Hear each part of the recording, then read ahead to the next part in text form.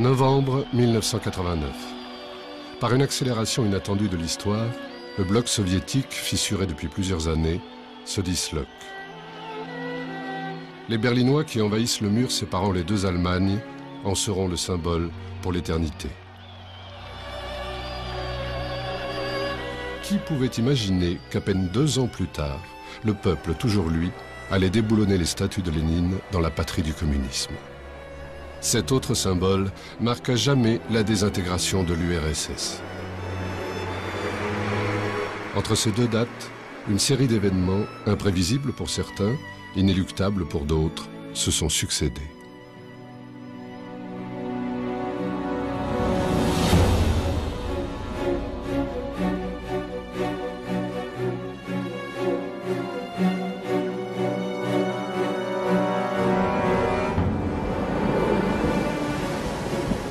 Le premier de ces événements se déroule à 4000 km de Moscou, sur 2 bateaux en pleine tempête, au milieu de la Méditerranée, au large de Malte.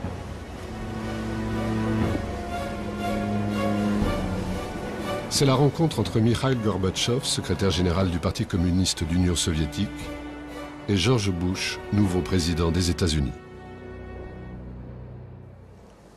C'était très drôle parce qu'il y a eu un gros orage et ils n'arrivaient pas à faire se joindre les bateaux. Et Bush a eu le mal de mer et Gorbatchev aussi, tout le monde était malade.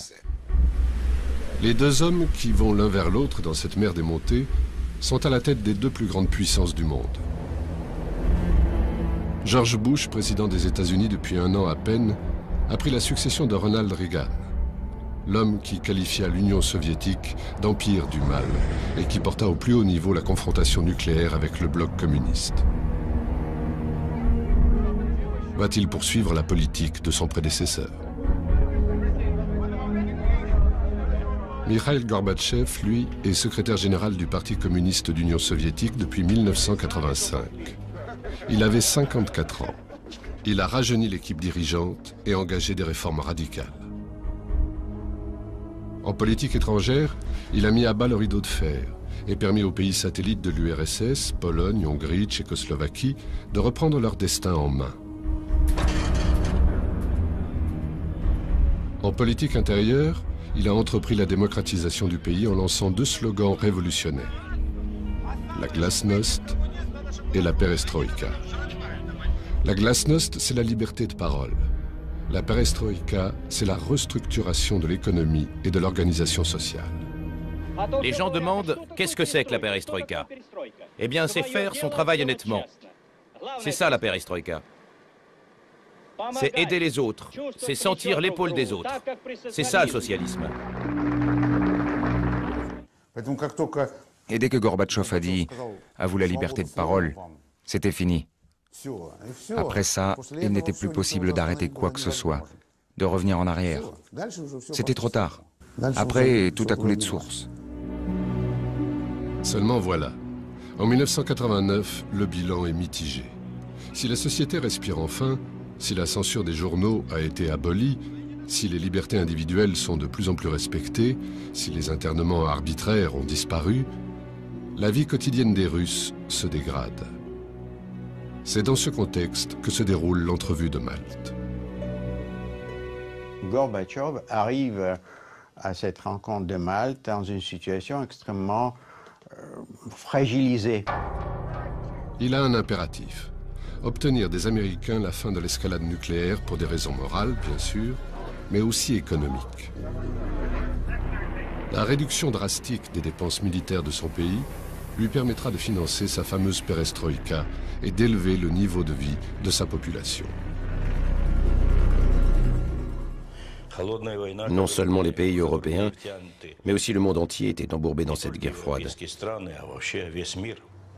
Imaginez-vous, l'URSS et les États-Unis ont dépensé des dizaines de milliards de dollars pour la course aux armements. Vous pouvez imaginer ce qu'on aurait pu faire avec tout cet argent. Pendant le mois précédant la rencontre, l'administration Bush était divisée en 2. Le président Bush, c'est là où j'ai joué un petit rôle, a rassemblé tout son petit monde à Camp David, la résidence de vacances présidentielle. Et il a invité à parler, devant toute cette équipe, deux personnes, représentant deux points de vue universitaires différents sur Gorbatchev. Le professeur Richard Pipes de Harvard, qui n'avait pas confiance en Gorbatchev, ne croyait pas en lui et pensait que la perestroïka était un tour de passe-passe. Et moi, le professeur Stephen Cohen de Princeton. Moi, en 1989, je défendais le point de vue selon lequel Gorbatchev représentait pour les États-Unis une occasion historique de mettre fin à la guerre froide. Après nos interventions, l'équipe nous a posé des questions. Il m'est apparu alors clairement que le président avait déjà pris sa décision. Il allait mettre fin à la guerre froide à Malte sur ses bateaux. Bush a prononcé cette fameuse phrase « L'URSS n'est plus notre ennemi ». Moi, en retour, j'ai dit la même chose. On s'est serré la main. Donc ce geste et ce discours ont symbolisé la fin de la guerre froide. La fin de la guerre froide était pour tous une grande réussite. Une question nous est venue tout de suite à l'esprit. Comment va-t-on agir maintenant dans ce nouveau contexte? C'était difficile de répondre. C'est dans ce nouveau contexte politique que Mikhail Gorbatchev se rend à Vilnius, en Lituanie, où des milliers de manifestants sont descendus dans les rues pour réclamer l'indépendance de leur pays. Avec son épouse Raïssa, il est venu sur place pour jauger la situation qui est préoccupante, car la Lituanie fait partie intégrante de l'Union soviétique. Avec les deux autres pays baltes, Lettonie, Estonie, elle a été annexée par l'URSS en 1940. Quand Mikhail Sergueïevitch Gorbatchev est venu ici, je l'ai accompagné partout, dans les rues, sur les places, à la rencontre avec les intellectuels. À chaque fois qu'il posait la question « Voulez-vous vraiment vous retirer de l'Union soviétique ?», ses interlocuteurs répondaient d'une seule voix « Oui ». Que pouvait-il répondre d'autre que oui? C'était évident. De retour à Moscou, Mikhail Gorbatchev tire pour ses collègues du parti un autre bilan de ce voyage. Quand Gorbatchev est rentré de Vilnius, il s'est adressé au bureau politique avec enthousiasme. Il a dit « Tout va bien. Ils veulent rester avec les Russes pour faire partie de l'Union soviétique. Il n'y a aucun problème. » Et pourtant, 2 mois plus tard, la Lituanie a déclaré unilatéralement son indépendance. Pour la première fois dans l'histoire de l'URSS, une de ces républiques fait sécession. L'affaire est grave, car la contagion est probable. Mikhail Gorbatchev temporise. Il reste en cela fidèle aux règles qu'il s'est fixées dès son arrivée au pouvoir. Ce qui compte pour Gorbatchev, et ce qui pour moi témoigne de ses qualités exceptionnelles, c'était son attachement à certains principes moraux, son aversion à l'usage de la force, sa formation. Étant juriste de formation, il attachait une grande importance à la primauté de la loi. Je jure solennellement de servir les peuples de notre pays, d'agir strictement selon la Constitution. Pour continuer en toute légalité ces fameuses réformes, Gorbatchev s'est fait élire président de l'URSS par le Congrès des députés du peuple. Dans la foulée, il supprime le monopole du Parti communiste, instaurant ainsi le multipartisme en Union soviétique. Il fallait tout réformer de façon radicale, je le savais. Mikhail Sergueïevitch Gorbatchev le pensait aussi. Mais lui, il était plutôt partisan de perfectionnement ou d'aménagement. Il me disait « Fais gaffe, Alexandre. Un monstre comme le parti, on risque d'en perdre le contrôle du jour au lendemain. » Ce système était à bout de souffle. Il était dépassé. C'était évident, car il menait une politique autoritaire. Le Parti communiste et l'appareil administratif exerçaient un contrôle total. Comme vous pouvez le constater, toutes mes initiatives novatrices se sont heurtées à la résistance de la nomenclatura. C'était tout le temps la même chose. Le Parti communiste, au lieu de prendre la direction des affaires et de mettre en œuvre la perestroïka, a commencé à freiner tout le processus. Il y avait des personnes qui considéraient qu'on ne pouvait démanteler le système communiste qu'en mettant en pièces l'Union soviétique. Moi, je ne comprenais pas ça, et je ne pouvais pas l'accepter. Parce que je pensais en toute honnêteté qu'il valait mieux faire une union dans le style de votre Union européenne. C'est pour ça que j'ai préparé un nouveau programme économique à réaliser en 500 jours.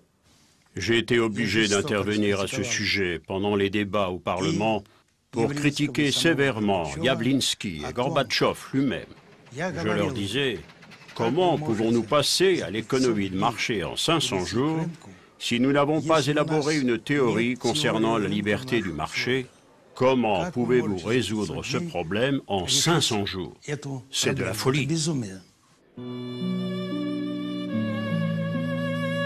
Le président Gorbatchev est en fait confronté à l'éternel dilemme. Marxisme et capitalisme sont-ils compatibles? Autrement dit, peut-on organiser un marché libre dans une économie dirigée? La perestroïka, censée répondre à cette question, n'a pas les effets escomptés. L'ouverture à la concurrence dans le commerce est un échec. En effet, si les prix des marchandises sont restés fixes, les producteurs, devenus indépendants, ne veulent plus vendre à perte. Résultat, la production s'effondre et les étals des magasins se vident. C'est la pénurie. Il n'y a rien dans les magasins. On passe son temps à courir. Il n'y a rien. Il faut faire quelque chose. Il faut agir. Ce n'est pas une question à poser à Mikhail Sergueïevitch. Gorbatchev parlait de la nécessité de libérer les prix des produits des premières nécessités déjà 2 mois après son élection. Mais plus le moment approchait de prendre une décision, d'assumer ses responsabilités, plus le stylo s'éloignait du papier. Mikhail Gorbatchev tergiverse et finalement renonce à son programme, mais c'est trop tard. L'économie est complètement désorganisée. Le dollar, qu'on s'échange à la sauvette, est devenu la monnaie de référence. Le rouble s'est écroulé, l'inflation grimpe. Des mendiants apparaissent dans les rues de Moscou, ce qui ne s'était encore jamais vu. Les salaires et les retraites ne sont plus versés régulièrement.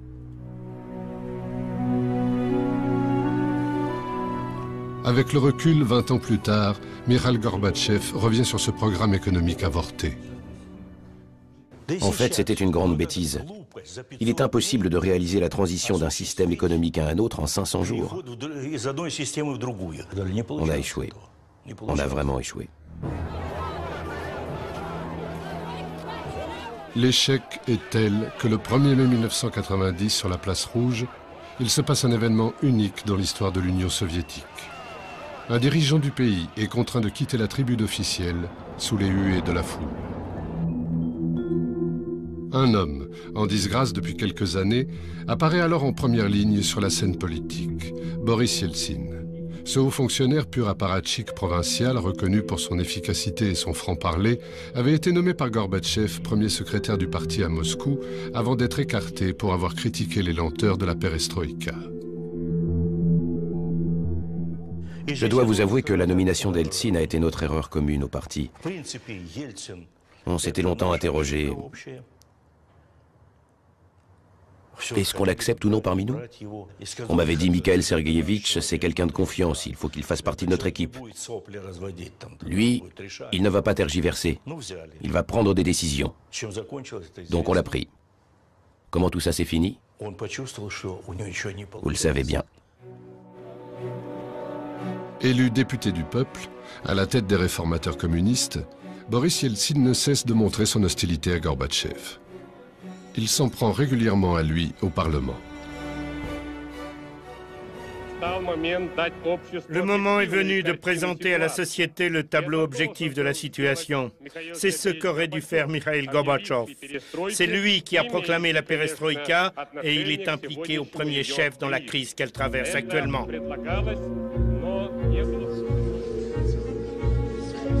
La politique étrangère de Gorbatchev est tout autant critiquée que les ratés de sa perestroïka. On l'accuse d'avoir cédé aux Occidentaux, non seulement en ne négociant pas sérieusement le départ de ses troupes d'Allemagne de l'Est, mais encore sur un point beaucoup plus important. L'administration Bush a dit à Mikhail Gorbatchev: nous sommes tous d'accord. Il faut une Allemagne unifiée. Cette question ne peut plus être repoussée, c'est historiquement juste. Mais que faire de cette Allemagne unie? Où la placer? Une solution était de placer l'Allemagne dans l'OTAN afin de la contrôler. Mais Gorbatchev ne voulait pas de cette proposition. C'était une trop grande capitulation, une trop grande concession pour lui. Alors Gorbatchev s'est vu proposer ou a demandé, je ne sais pas exactement, que si l'Allemagne entrait dans l'OTAN, l'OTAN ne puisse plus s'étendre vers l'Est. En d'autres termes, l'OTAN devrait s'arrêter aux frontières de l'Allemagne. Les Occidentaux ont fait cette promesse à Gorbatchev, mais il a commis une erreur. Il a fait confiance aux Américains. En effet, il était évident que les Polonais, les Hongrois, les Tchécoslovaques feraient tout pour entrer dans l'OTAN, repoussant ainsi les limites de l'organisation aux frontières de l'URSS. Gorbatchev, de plus en plus affaibli, obtient pourtant un succès lorsque le 28e congrès du Parti communiste le reconduit facilement dans ses fonctions de secrétaire général. Les conservateurs sont mis en minorité, mais coup de théâtre, Boris Yeltsin claque la porte du parti.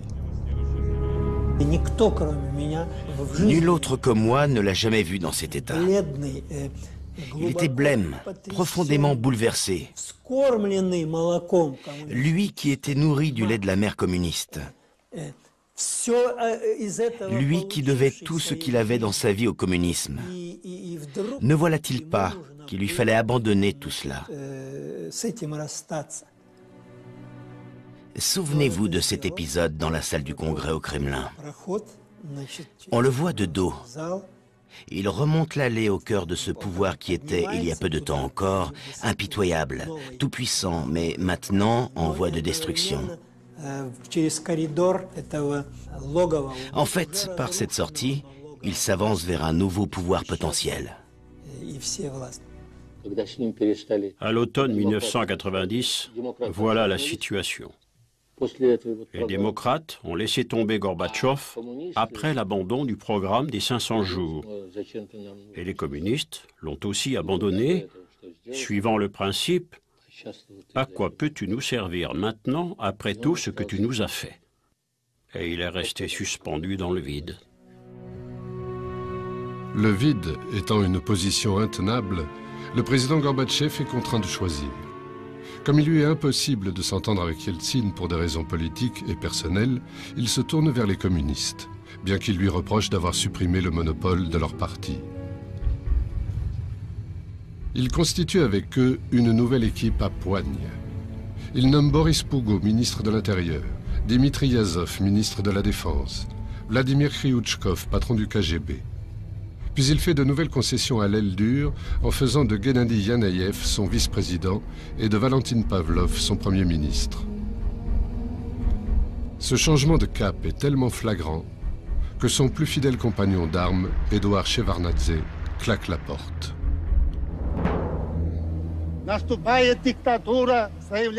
C'est l'avènement de la dictature. Je le déclare en toute conscience.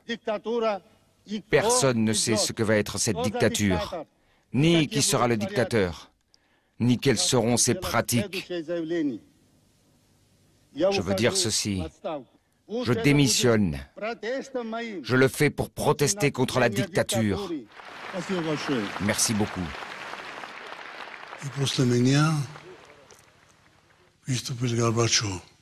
Après moi, c'est Gorbatchev qui a pris la parole.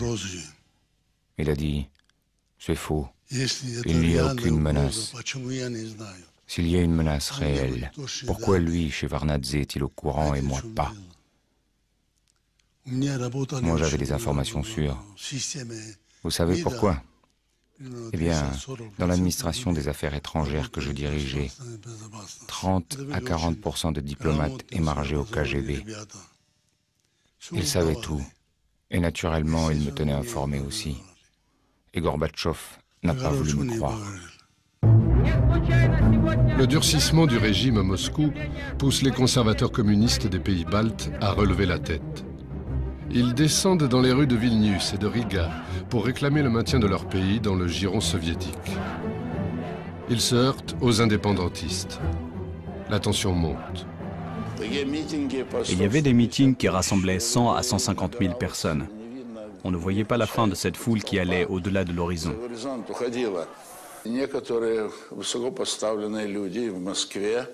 Des hauts fonctionnaires m'ont fait venir à Moscou et m'ont dit « Nous vous offrons tous les moyens nécessaires pour étouffer ce mouvement. » Je leur ai dit « Je n'en veux pas, je ne le ferai pas. » Alors les propositions de ce genre ont cessé.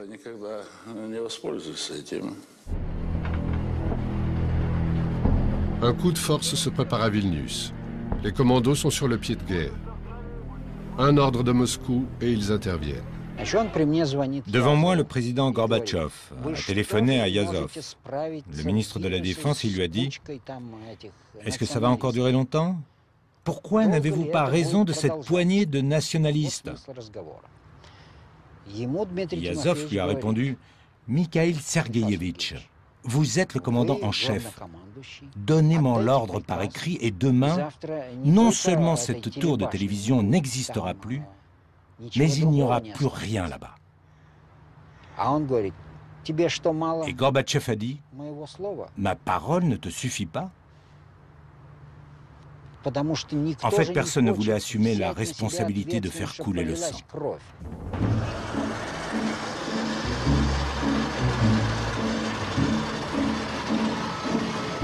La conséquence de l'indécision du pouvoir au Kremlin ne se fait pas attendre. Le commando d'élite Alpha s'empare des bâtiments publics à Vilnius. Il affronte les nationalistes repliés dans l'immeuble de la télévision. Bilan, 14 morts et 700 blessés. Les mêmes événements se produisent à Riga. Ils font 4 victimes. Gorbatchev réagit aussitôt, ce qui n'était pas dans les habitudes des dirigeants soviétiques jusque-là. Je regrette profondément les événements tragiques survenus récemment en Lituanie et à Riga. Et j'exprime mes sincères condoléances aux familles touchées par cette tragédie. Les morts de Riga et de Vilnius ont un énorme retentissement en URSS, mais aussi en Occident.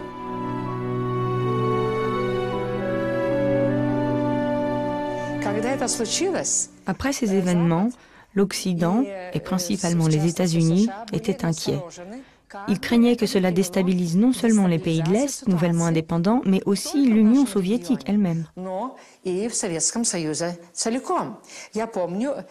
me rappelle les réflexions de George Bush, de Margaret Thatcher et de François Mitterrand à ce moment-là. Ils avaient peur que ces événements entravent la perestroïka de Gorbatchev. Gorbatchev qu'ils appréciaient tant et qui leur donnait l'espoir de voir l'Union soviétique se démocratiser vraiment.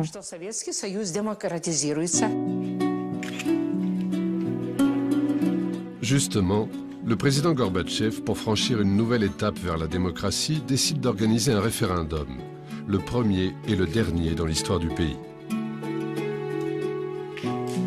Il s'agit pour la population de se prononcer sur le maintien ou non de l'URSS dans le cadre d'un nouveau traité d'union qui reste à définir. Les électeurs répondent oui à 76%. Le même jour, un autre référendum a lieu en Russie seulement. La population se prononce à 70% pour l'instauration d'un poste de président de Russie élu au suffrage universel. Le 16 juin, Boris Yeltsin prête serment. C'est lui qui vient d'être élu premier président de Russie. Moscou est désormais le siège de 2 pouvoirs qui s'opposent. Celui de l'Union soviétique, représenté par Gorbatchev, et celui de Russie, avec à sa tête Yeltsin, qui incarne, lui, l'espoir du peuple russe.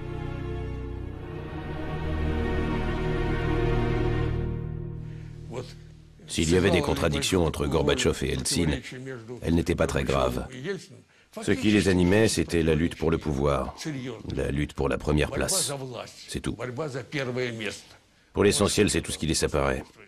Je dois dire que ces hommes-là aimaient tellement le pouvoir que, à mon avis, si Eltsine était devenu secrétaire général du parti, le parti aurait été renforcé. Voilà le paradoxe. Dans cette lutte, Gorbatchev est handicapé par son bilan économique. Pour sortir du marasme dans lequel on l'accuse d'avoir plongé son pays, il n'a pas d'autre solution que de se tourner vers les Occidentaux. Il veut obtenir une aide financière à grande échelle. Il se fait donc inviter à Londres, au sommet des pays les plus industrialisés de la planète, le G7. Les paroles étaient aimables. Lui-même a fait un plaidoyer remarquable en disant, écoutez, j'ai fait tout ce qu'on m'a demandé. Hein. On m'a demandé de prendre des experts, je les ai pris. On m'a envoyé des experts américains, je l'ai fait. On m'a demandé de libérer les prix, je les ai libérés. On m'a demandé de libérer les marchés, je les ai libérés, etc. Bon. Mais voilà, je suis au bout, et si vous ne m'aidez pas, ce sera la catastrophe. Celui qui était le plus surprenant, c'était Major, l'anglais, qui présidait. Il l'a complimenté, puis il l'a raccompagné, puis il nous a réunis nouveau pour discuter après. Et à ma grande surprise, il a dit, oui, c'est vrai, il faut aider Gorbatchev, mais l'avenir est incertain. Et puis, nous aurons des obligations, il faut garder un peu de nos provisions pour ses successeurs. Ce qui, et peut-être de la façon dont c'était dit, était quand même assez surprenant, parce que c'était admettre l'idée que Gorbatchev allait plonger. Le courant occidental qui a gagné préférait en fait Eltsine. C'était un leader à poigne, brutal, très opposé en fait à la démocratie, et il pensait qu'il pourrait garder la Russie sous son contrôle. Gorbatchev, lui, aurait tenté de mener la Russie vers la démocratie, une démocratie sociale, et vers une forme d'indépendance que l'Ouest préférait éviter. Il valait mieux avoir en face un dictateur à qui on pourrait faire ce qu'on voulait. Si le G7 avait donné à Gorbatchev une aide économique et financière conséquente, une vraie ligne de crédit, jamais il n'y aurait eu de tentative de coup d'État. Il n'aurait pas osé s'attaquer à Gorbatchev. S'il avait obtenu une aide financière de 20 milliards, il ne l'aurait jamais fait. Mikhail Gorbatchev, qui est revenu bredouille de Londres, sait que sa position politique ne tient plus qu'à un fil. Les vacances approchent et des bruits de coup d'État courent à Moscou. Ils sont justifiés. Un putsch est bel et bien en gestation. Il a été préparé de longue date par une poignée d'hommes, tous proches du président Gorbatchev ou membres de son gouvernement. Ça a débuté en décembre 90. On ne se réunissait pas tous ensemble. On se voyait en petit comité. Le pays partait à volo. Et des mesures extraordinaires s'imposaient pour stopper ce processus. Nous avions derrière nous la constitution de l'Union soviétique et le référendum de mars, au cours duquel le peuple avait dit fermement non à la destruction de l'Union soviétique. Les futurs putschistes sont fermement opposés au nouveau traité que prépare Gorbatchev. Ce traité doit faire de l'Union soviétique une fédération d'États souverains, des États qui pourront disposer d'une très large indépendance. Le projet de traité pour créer cette nouvelle union était prêt. Il a été publié fin juillet. Les principaux problèmes étaient presque résolus. Le jour de la signature de ce traité avait même été décidé. C'était le 20 août. Les premiers signataires devaient être la Russie et la Biélorussie. Les putschistes se sont dit, il est temps d'agir. Voilà, c'est ainsi.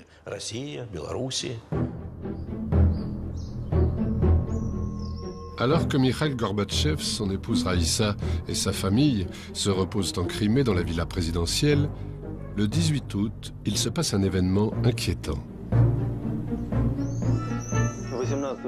Le ministère de la Défense a coupé l'électricité et le téléphone dans toute la villa présidentielle. Les militaires m'ont dit qu'ils en avaient reçu l'ordre, que c'était comme ça, et ils ont quitté la villa. En même temps, des navires de la marine soviétique patrouillent ostensiblement le long de la côte. Il s'agit d'installer un climat de tension dans la résidence. Peu après, une délégation de ministres et de membres du parti force la porte du président Gorbatchev. De but en blanc, il lui demande d'instaurer l'état d'urgence dans le pays. En fait, de cautionner un coup d'État. Il répond en mettant en avant les principes constitutionnels.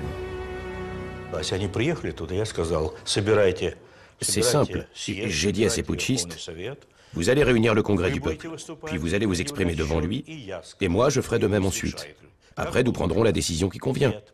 Ils n'ont pas voulu. Ils m'ont dit, dans ce cas, signez votre démission. J'ai refusé. Le putsch s'est donc heurté à ma résistance, et il n'a pas reçu mon soutien. Il voulait l'obtenir de moi.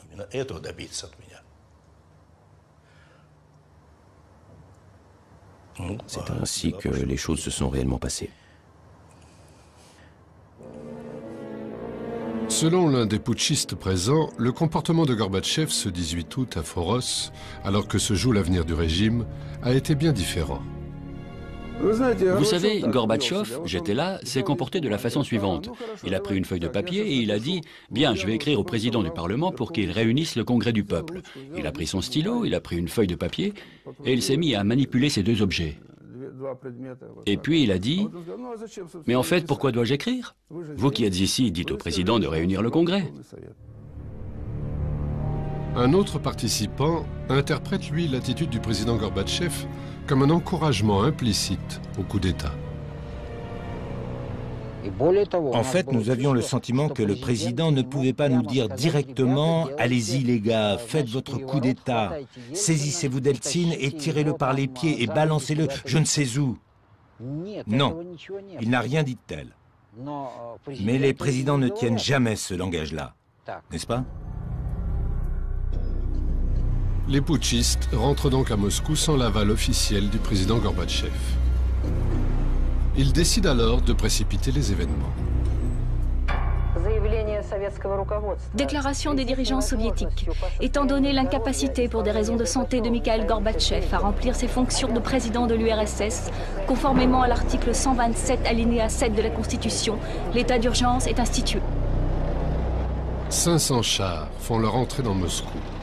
C'est le putschiste Yassov, ministre de la Défense, qui leur en a donné l'ordre. Ils investissent les points stratégiques, les ministères, la radio, la télévision. Ils encerclent le Parlement de la Russie, la Maison-Blanche. Les putschistes qui siègent au Kremlin décrètent la censure, l'interdiction des manifestations, le couvre-feu. Ils contactent Boris Yeltsin qui refuse leur proposition d'alliance. À la datcha de Boris Yeltsin, nous avons alors rédigé un appel au peuple. Nous avons trouvé une formule absolument nette, précise et opportune, disant que le président légitimement élu, Gorbatchev, a été écarté du pouvoir et que les putschistes sont des criminels d'État. C'était la clé de tout ce qui allait se passer pendant ces 3 jours. Cette phrase seule, c'était une clé destinée à la communauté internationale et à la population à l'intérieur du pays.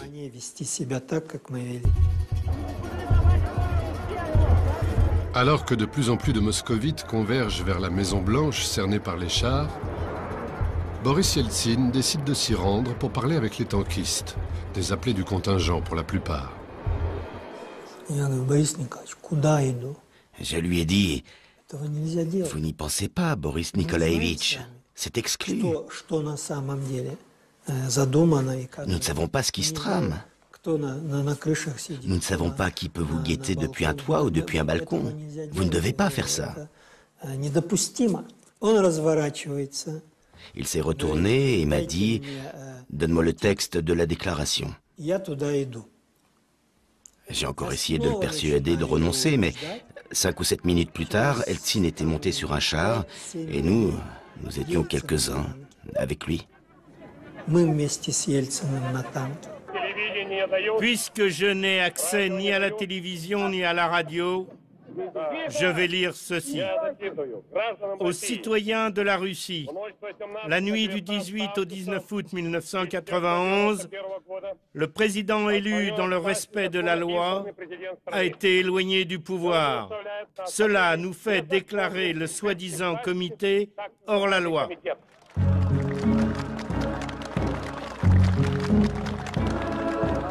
La déclaration de Boris Yeltsin a un effet immédiat sur les manifestants qui viennent de se trouver un chef. Les jeunes soldats dans leurs blindés sont désemparés par ce revirement de situation.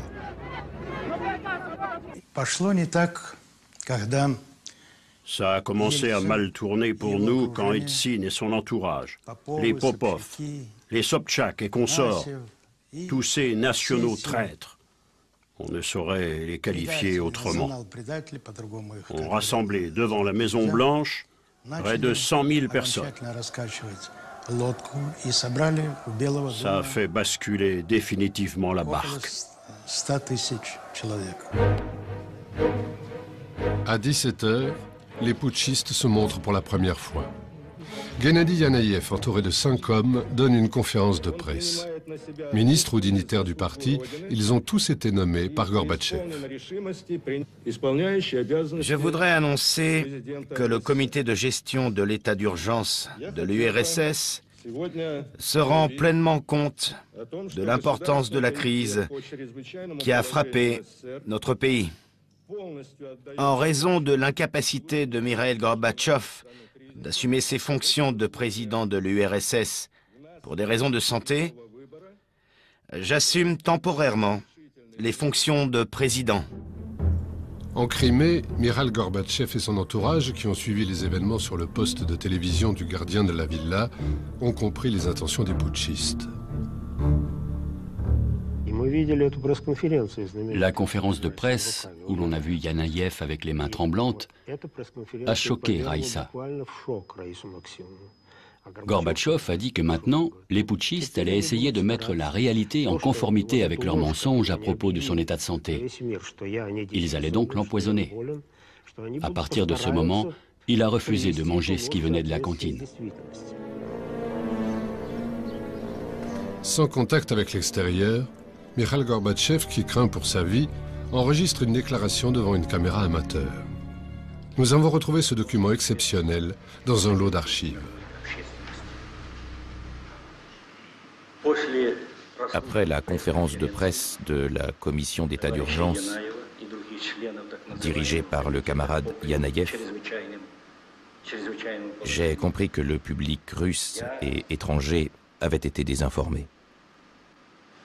Je déclare que tout ce qu'on dit sur ma santé est faux.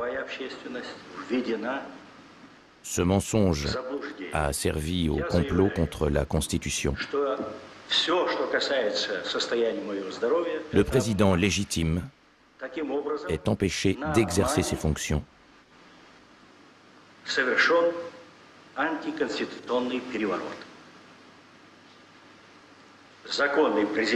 En plus, la résidence en Crimée, où je suis en vacances, est entourée de militaires. Je suis aux arrêts.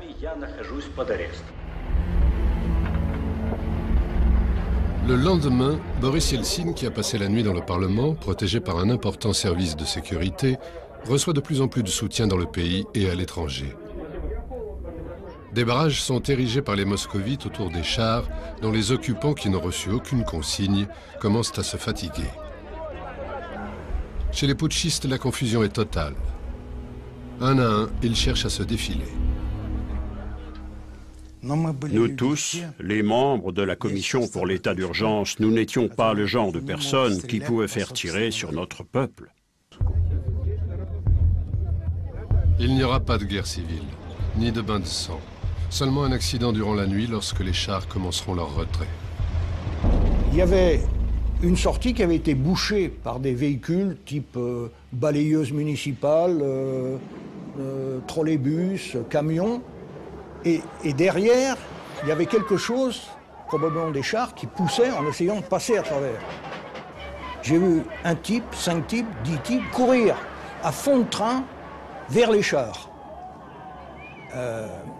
Et puis derrière, 100, 150, 200. Quand ils sont arrivés au char, hop, ils ont défait la bâche qui était pliée sur l'arrière du char, hop, ils l'ont jeté par-dessus le char ne voyait plus rien. Et les chars, sans voir, puisqu'ils étaient couverts par la bâche, ils ont commencé à reculer. À ce moment-là, ils ont écrasé deux jeunes. Alors il y a eu un grand cri de la foule.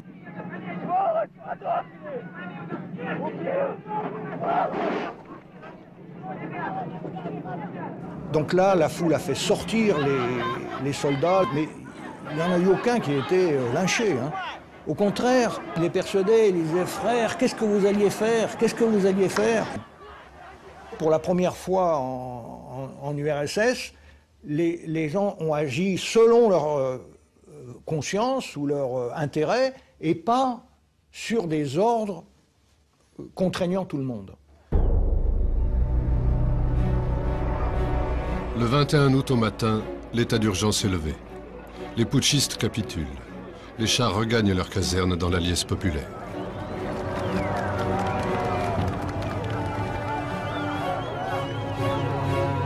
Il s'agit maintenant de faire revenir Gorbatchev à Moscou.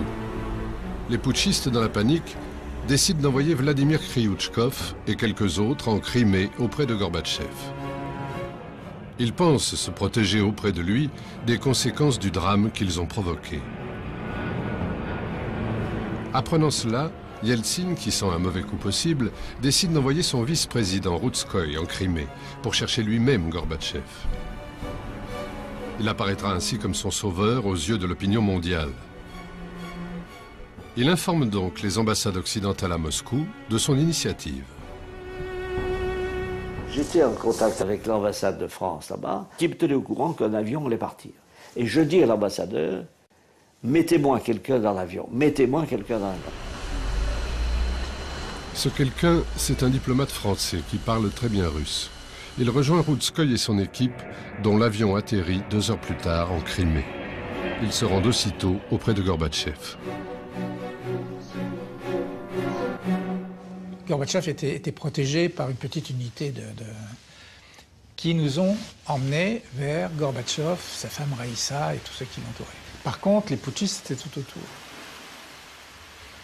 Je lui ai dit qu'en ce qui nous concernait, on était favorable à ce qu'il avait fait et qu'on était venu pour l'aider à revenir, ce qui l'enthousiasmait.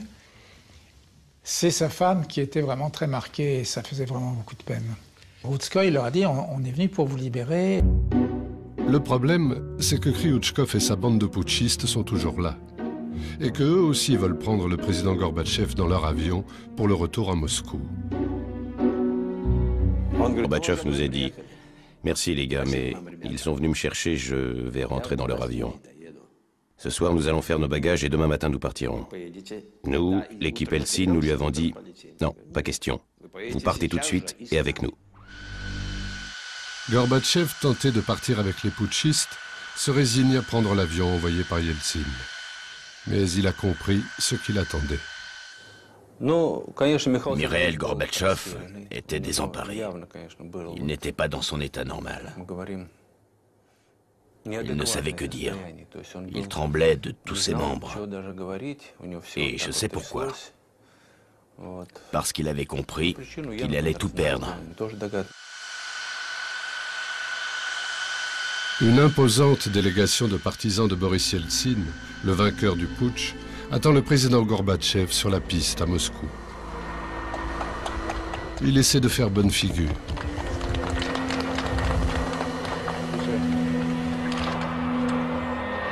Son épouse Raïssa et sa petite fille sont visiblement éprouvées. Il condamne vigoureusement le coup d'État, mais il ne peut faire autrement que de rendre hommage à son libérateur.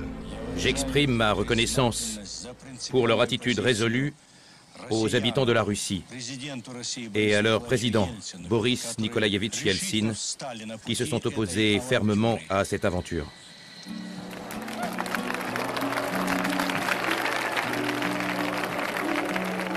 Mikhaïl Gorbatchev est désormais à la merci de Boris Yeltsin, qui s'érige en sauveur de la perestroïka et de la démocratie.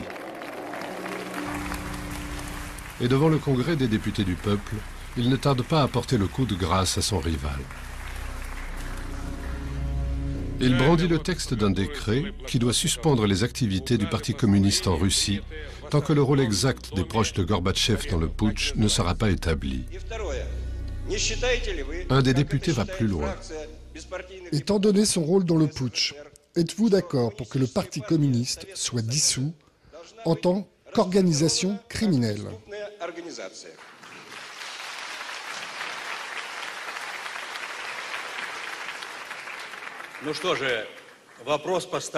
Comme la question a été très directe, je vais répondre de la même façon. Lorsque vous parlez de la dissolution du Parti communiste en tant qu'organisation criminelle, je ne suis pas du tout d'accord. Interdire le parti carrément, ce serait une erreur de la part du gouvernement et du président démocrate.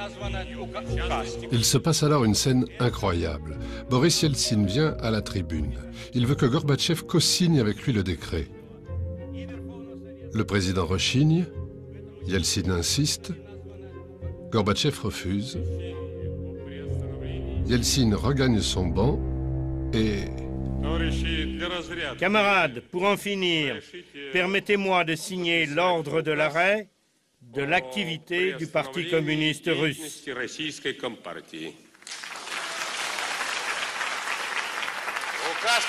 L'arrêt est signé. Ces images, diffusées en direct sur toutes les télévisions de l'URSS, accélèrent le délitement de l'Empire. Le gouvernement soviétique reconnaît dans les semaines qui suivent l'indépendance des pays baltes, de la Géorgie, de l'Arménie, de l'Ukraine, de la Biélorussie. C'est alors que le président Gorbatchev, qui cherche à préserver un lien, même ténu, entre Moscou, l'Ukraine, la Biélorussie et les républiques asiatiques, a l'idée de créer une union économique. On a travaillé sur un nouveau traité d'union économique et Yeltsin faisait partie de l'équipe. Il a même signé. On a publié ce projet de traité et on l'a envoyé aux dirigeants de toutes les républiques pour qu'ils le ratifient. Et lui, Yeltsin, derrière mon dos, préparait les accords de Belovedjiye.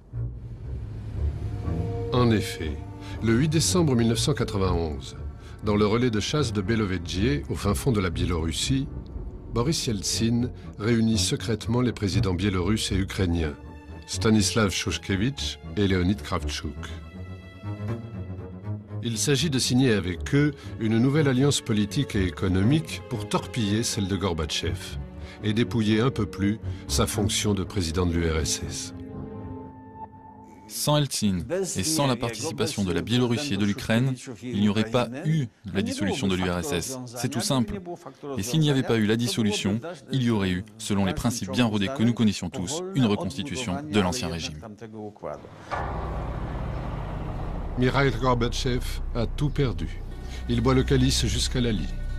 Le 21 décembre, à Alma-Ata, au Kazakhstan, 11 républiques adhèrent à la CUI, la nouvelle union économique créée par Yeltsin. Elle marque ainsi l'acte de décès de l'URSS, devenue une coquille vide. Gorbatchev s'efface. On a passé la moitié de notre temps à se préoccuper de l'avenir de l'URSS, ça suffit.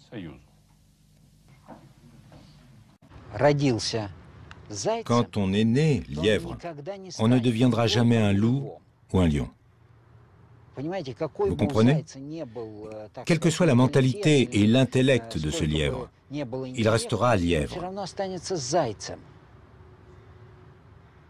Un loup ou un lion, ça n'a pas d'intellect, mais ça peut en un instant vous couper la gorge à coups de dents.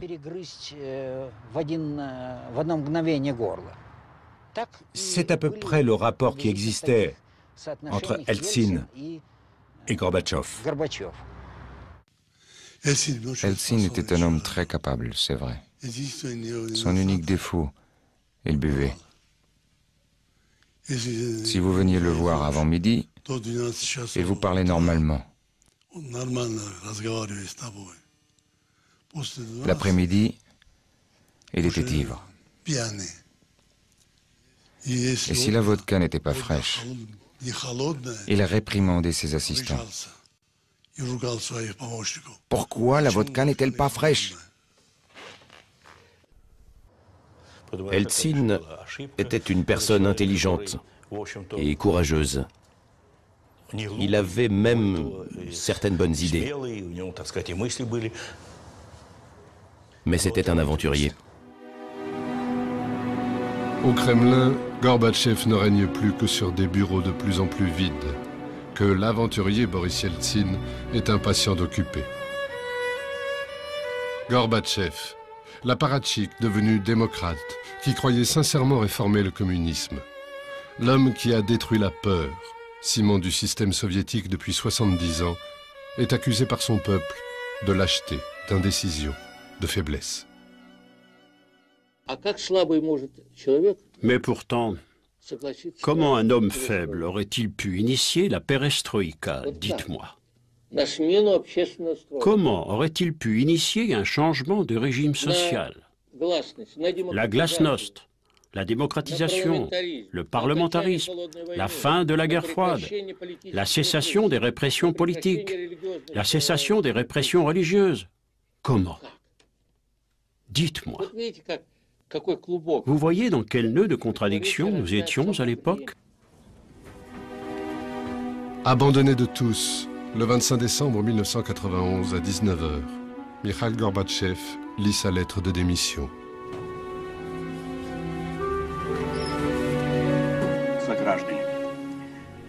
Chers compatriotes et citoyens, compte tenu de la situation présente, avec la création de la CEI, je cesse mes activités au poste de président de l'URSS.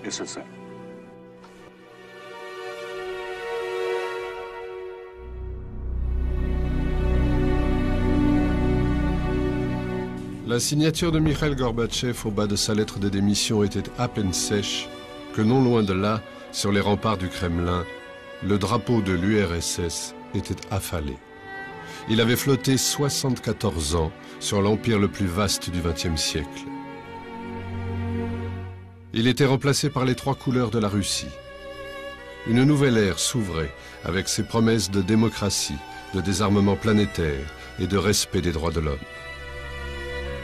Le temps a passé. Nous savons ce qu'il en reste.